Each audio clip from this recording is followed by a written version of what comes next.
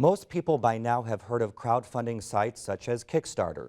Here's how it works. A band needs money for a CD. They ask people to contribute, and in return, those people get things like a CD, or if they donate a large amount of money, maybe a private concert.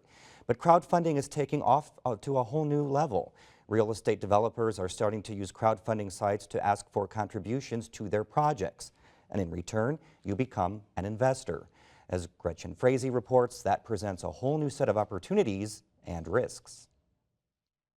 Real estate investment company Main Street wants to build a short-term rehabilitation center like this one in Bloomington. We think there's a massive opportunity here in Bloomington, in Indiana more broadly, and across the country for these short-stay transitional care facilities. The facility would offer an alternative to nursing homes and at-home care when people are discharged from the hospital.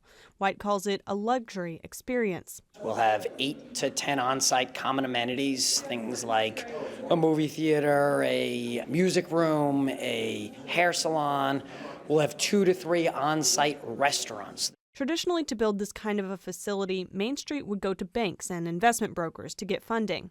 But this time, the company's leaders wanted to try a new approach. These types of investments in the past were available to institutions, to Wall Street, to those that had special access.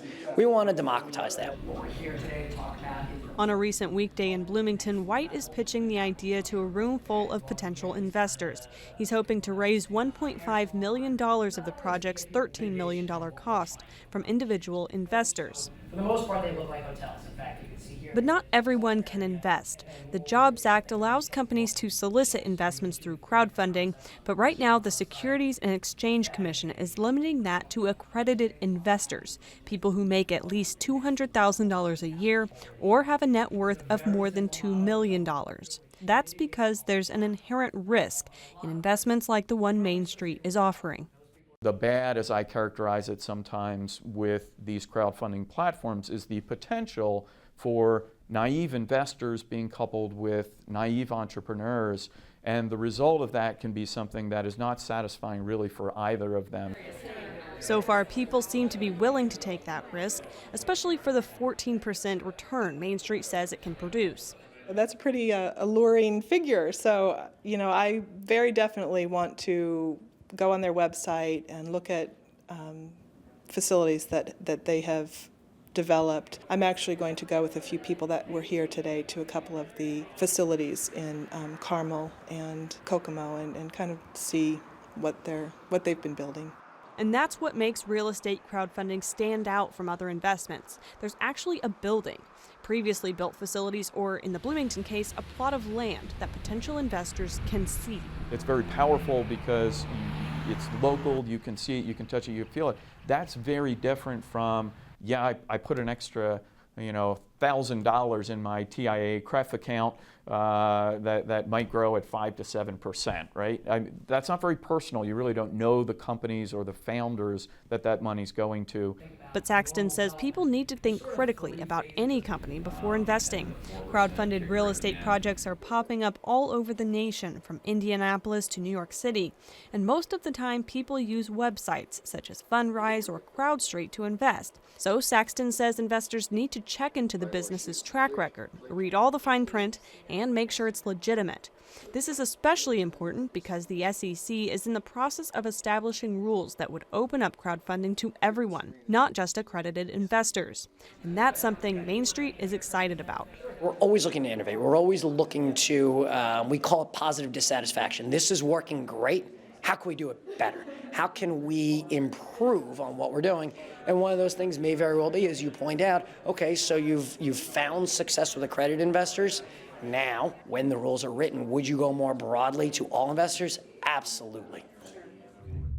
Since that investors meeting in Bloomington, Main Street has raised $1.8 million more than the original amount it was seeking from individual investors.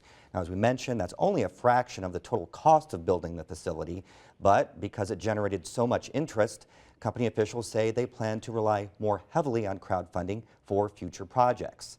And Main Street isn't the only company in Bloomington that's using crowdfunding. Jeff Wuslich, the president of Cardinal Spirits, is here to tell us about how they used crowdfunding to launch their distillery. Thank you so much for joining us. Yeah, thanks for having me, Joe. What clued you in that crowdfunding would be a viable source option for your company? Sure. We always knew we needed to raise money, and we are taking advantage of loans. But when an organization has an opportunity, especially something that's forward-facing, consumer-facing, and something that you might be able to hold in your hand or go and visit, like a piece of real estate, I think that's a great opportunity for crowdfunding, and that's why we took advantage of it. What kind of people have you found are investing into Cardinal Spirits? Yeah, so we have a little over 20 investors, and they range from people that gave about $5,000 up to several $100,000 invested, I should say, and mostly from Indiana and largely from Bloomington and Indianapolis. But we do have out-of-state investors from Illinois, Iowa, Ohio as well. Now, we heard from the story we just saw from crowdfunding, companies can only ask directly from accredited investors and people that have to make $200,000 a year or have that net worth of $2 million. You were somehow found a way to go around that. Right. How'd you do that? Yeah, so we have both accredited and unaccredited investors in our plan and our project.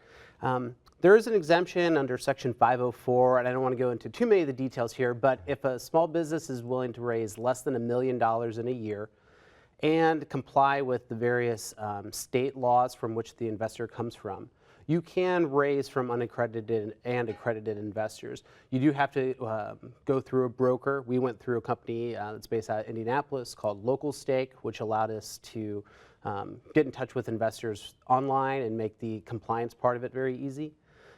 You also have to do, you have to keep your offering private, so we can't take out an ad in a newspaper or have a large public forum and just broadcast that out for investors. So we had to keep that private.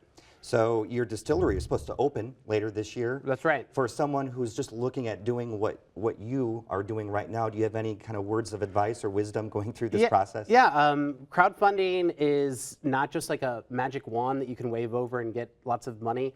I mean, it's an incredible commitment, maybe even more so than going through private investors. Like angel funds or venture capitalists, because you are dealing with individuals that maybe aren't as savvy with investments, so you do need to be careful. Have great legal advice. We used Ice Miller in Indianapolis, but you can use other law firms, of course. But you're going to need some good compliance for sure. Thank you very much for being here. Good luck to you. Thank you. Thanks, Joe.